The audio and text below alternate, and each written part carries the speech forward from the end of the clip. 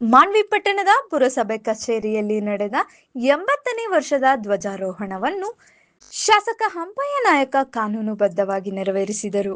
ರಾಯಚೂರು ಜಿಲ್ಲೆಯ ಮಾನ್ವಿ ಪಟ್ಟಣದ ಕ್ರೀಡಾಂಗಣದಲ್ಲಿ ನಡೆದ ಸಾರ್ವಜನಿಕ ಸ್ವಾತಂತ್ರ್ಯ ದಿನಾಚರಣೆಯ ಕಾರ್ಯಕ್ರಮದಲ್ಲಿ ವಿದ್ಯಾರ್ಥಿಗಳಿಂದ ದೇಶಕ್ಕಾಗಿ ಮಡಿದ ನಾಯಕರಿಗೆ ನಮನ ಸಲ್ಲಿಸಲಾಯಿತು. ಪುರಸಭೆಯ ಆಡಳಿತ ಮಂಡಳಿಯಿಂದ ವಿದ್ಯಾರ್ಥಿಗಳಿಗೆ ನೋಟ್ಬುಕ್ ವಿತರಿಸಲಾಯಿತು. ಕ್ರೀಡಾಂಗಣದಲ್ಲಿ ನಡೆದ ಕಾರ್ಯಕ್ರಮದಲ್ಲಿ ಶಾಸಕ ಹಂಪಯ್ಯ ನಾಯಕ ಶಾಲಾ ಕಾಲೇಜು ವಿದ್ಯಾರ್ಥಿಗಳಿಗೆ ಉಚಿತ ಬಸ್ ಪಾಸ್ ವಿತರಿಸಿದರು. ವಿದ್ಯಾರ್ಥಿಗಳಿಂದ ನಡೆದ ಸಾಂಸ್ಕೃತಿಕ ಕಾರ್ಯಕ್ರಮ ನೋಡುಗರರ ಗಮನ ಸೆಳೆಯಿತು. ನೋಡಿದಾಗ ಬಹಳ ನಮಗೆ ಆನಂದ ಅನಿಸ್ತದೆ. ಈ ಒಂದು 80 ವರ್ಷನೇ ಸ್ವಾತಂತ್ರ್ಯ ದಿನಾಚರಣೆಯ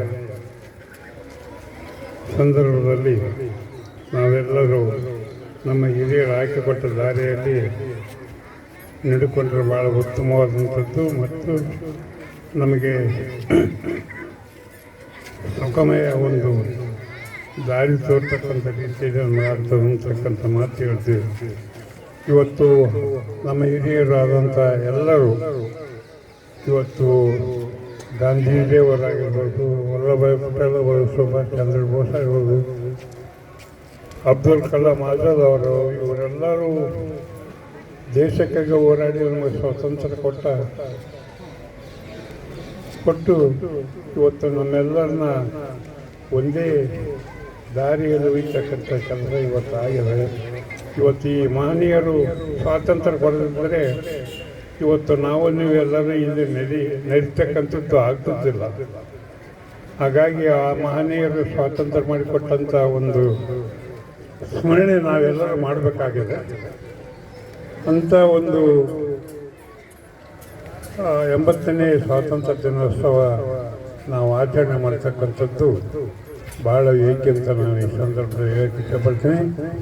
ಇಂಥ ಒಂದು ಇದರಲ್ಲಿ ನಾವು ಇವತ್ತು 80 ವರ್ಷಗಳಾದರೂ ಕೂಡ ನಾವು ಇವತ್ತಿನವರೆಗೂ ಏನಪ್ಪ ಅಂತಂದರೆ ಅವ್ರು ಹಾಕಿಕೊಟ್ಟಂಥ ದಾರಿ ಇನ್ನೂ ದಾಟಿಲ್ಲ, ಅದರೊಳಗೇ ಇದೆ ಅಂತಕ್ಕಂಥ ಮಾತು ಕೂಡ ನಾನು ಹೇಳ್ತೀನಿ ಇವತ್ತು. ಯಾಕಂದರೆ ಒಂದಕ್ಕೊಂದು ಒಬ್ಬರಿಗೊಬ್ಬರು ಕೋಮು ಸೌಹಾರ್ದ ಇವತ್ತು ಇನ್ನೂ ಆಗಿಲ್ಲ ಅಂತಕ್ಕಂಥ ಮಾತು ಕೂಡ ಈ ಸಂದರ್ಭದಲ್ಲಿ ಅವರ ಉದ್ದೇಶ ಏನಿತ್ತಂದರೆ ಕೋಮು ಸೌಹಾರ್ದ ಇಲ್ಲ, ಎಲ್ಲರೂ ಒಂದೇ, ನಾವೆಲ್ಲರೂ ಒಂದೇ ಅನ್ನೋ ರೀತಿಯಲ್ಲಿ ಭಾರತ ದೇಶದಲ್ಲಿ ಇರ್ತಕ್ಕಂಥ ನಮ್ಮ ಭಾರತ ಎಲ್ಲ ಒಂದೇ ಅಂತಕ್ಕಂಥ ರೀತಿಯಲ್ಲಿ ಅವರು ಇದ್ದರು. ಇವತ್ತು ನಾವು ಆಚರಣೆ ಮಾಡ್ತಿದ್ದೀವಿ. ಮುಂದಿನ ದಿನಗಳಾದರೂ ನಾವು ಎಚ್ಚೆತ್ತುಕೊಂಡು ಅವ್ರು ಹಾಕಿಕೊಟ್ಟಂಥ ದಾರಿಗಳು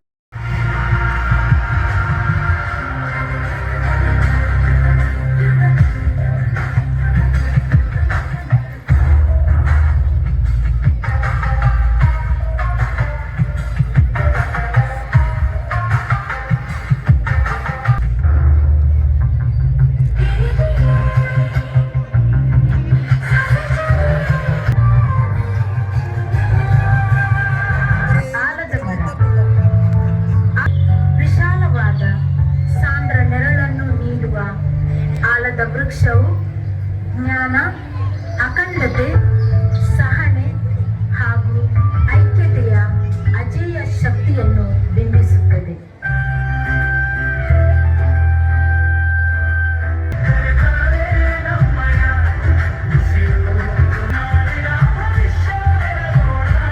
ನೈಸರ್ಗಿಕ ಸೌಂದರ್ಯ, ಅಪ್ರತಿಮ ಆತ್ಮವಿಶ್ವಾಸ ಹಾಗೂ ಜೀವಂತ ಸಂಸ್ಕೃತಿಯ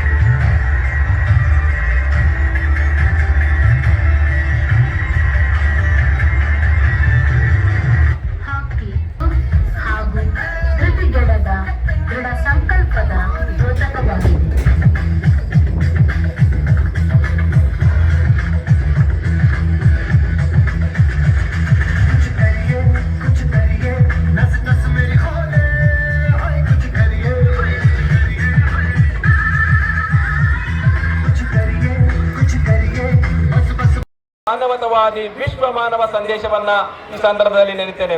ಆದ್ದರಿಂದ ದೇಶ, ರಾಜ್ಯ, ತಾಲೂಕು ಎನ್ನುವ ಭೇದ ಭಾವ ಇಲ್ಲದೆ ನಾವೆಲ್ಲರೂ ಒಂದೇ ಎನ್ನುವ ತತ್ವದಲ್ಲಿ ನಮ್ಮ ಅಭಿವೃದ್ಧಿಯತ್ತ ನಾವು ಸಾಗಬೇಕಾಗಿದೆ.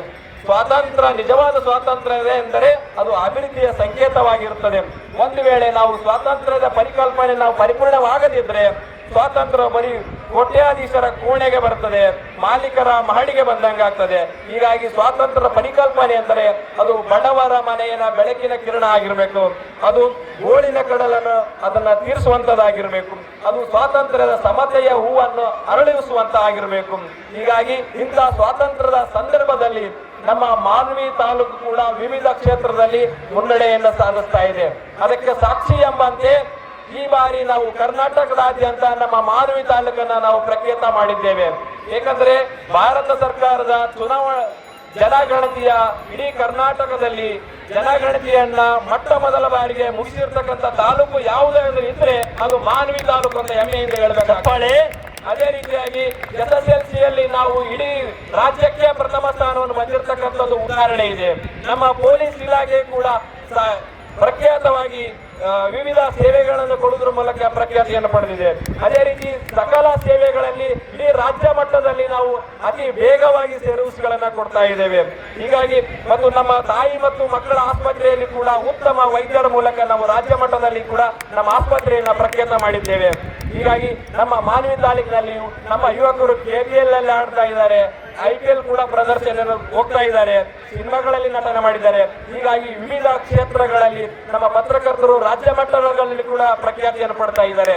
ಹೀಗಾಗಿ ಹೆಮ್ಮೆಯಿಂದ ನಾವು ಮಾನ್ವಿ ತಾಲೂಕಿನ ಮುಂದಿನ ದಿನಮಾನಗಳಲ್ಲಿ ಅಭಿವೃದ್ಧಿಯತ್ತ ಈ ಸಂದರ್ಭದಲ್ಲಿ ಕೊಂಡೊಯ್ಯೋಣ ಅಂತ ಸಂದರ್ಭ ತಿಳಿಸುತ್ತಾ, ಸರ್ವ ಆಡಳಿತಕ್ಕೆ ಸಹಕಾರ ನೀಡಿರ್ತಕ್ಕಂಥ ಎಲ್ಲ ಸಾರ್ವಜನಿಕರು ಈ ಸಂದರ್ಭದಲ್ಲಿ ಅನಂತ ಕೃತಜ್ಞತೆಗಳನ್ನು ತಿಳಿಸುತ್ತಾ ತಮ್ಮೆಲ್ಲರಿಗೂ ಮತ್ತೊಮ್ಮೆ 80ನೇ ಸ್ವಾತಂತ್ರ್ಯ ವರದಿ ಶಫೀಕ್ ಹುಸೇನ್, ಮಾನವಿ.